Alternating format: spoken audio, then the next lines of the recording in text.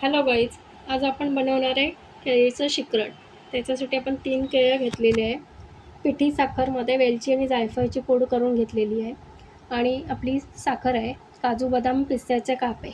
आता आपण कृतीला सुरुवात करूया. आता आपण केळाचे असे काप करून घेणार आहे.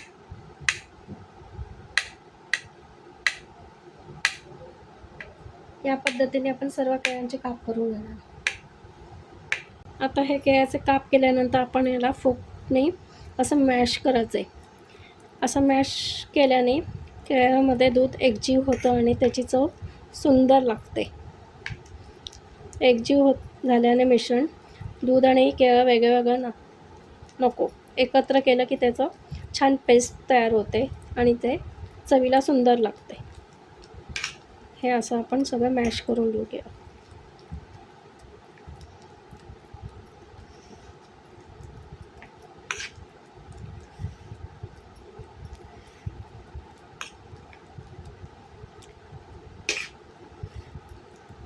आता मॅश केलेलं केळं आपण बाउलमध्ये घेतलेलं आहे आणि त्यामध्ये आपण साखर टाकणार आहे. या पिठी साखरेमध्ये वेलची आणि जायफळ टाकून आपण मिक्सरवर बारीक केलेली आहे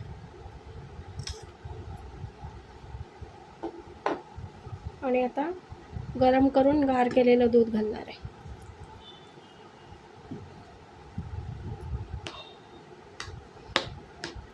आणि हे छान एकत्र करून घ्यायचं आहे.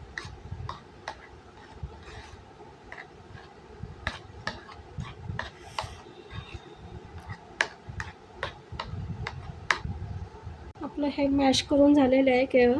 आता त्यामध्ये आपण काजू पिस्ते गार्निश करूया.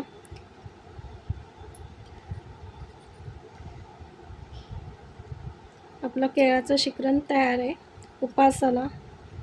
उपवासाला आणि असंही आपण नाश्त्याला वगैरे खाऊन पोटभर आपलं एक वेळेचं मील होऊ शकतं. रेसिपी आवडल्यास लाईक, शेअर आणि सबस्क्राईब करा. धन्यवाद.